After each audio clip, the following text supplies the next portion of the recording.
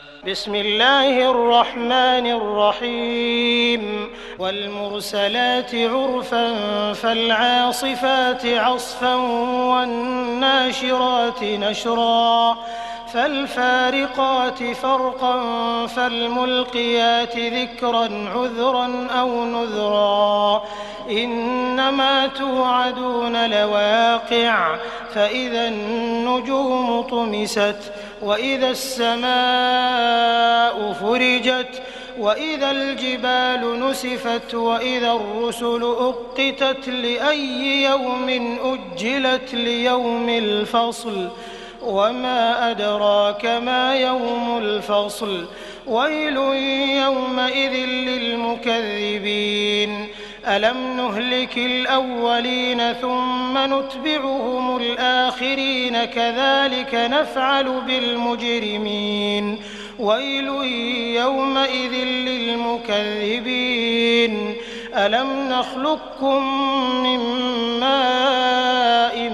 مهين فجعلناه في قرار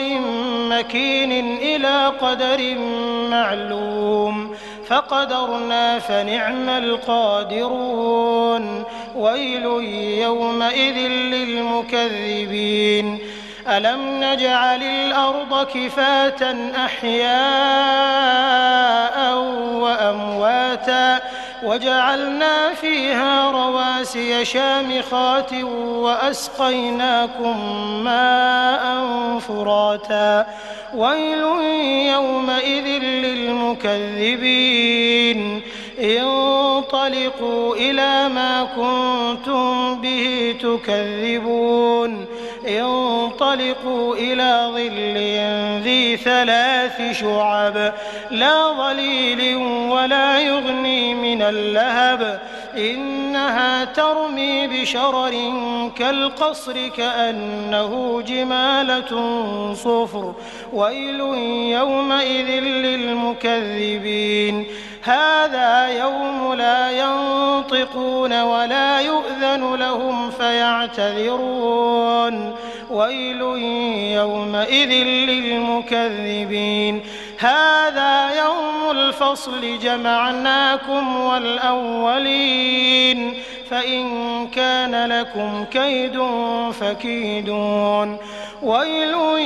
يومئذ للمكذبين إن المتقين في ظلال وعيون وفواكه مما يشتهون كلوا واشربوا هنيئا بما كنتم تعملون إنا كذلك نجزي المحسنين ويل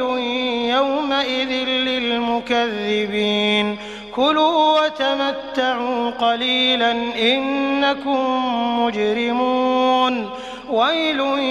يومئذ للمكذبين وإذا قيل لهم اركعوا لا يركعون ويل يومئذ للمكذبين فبأي حديث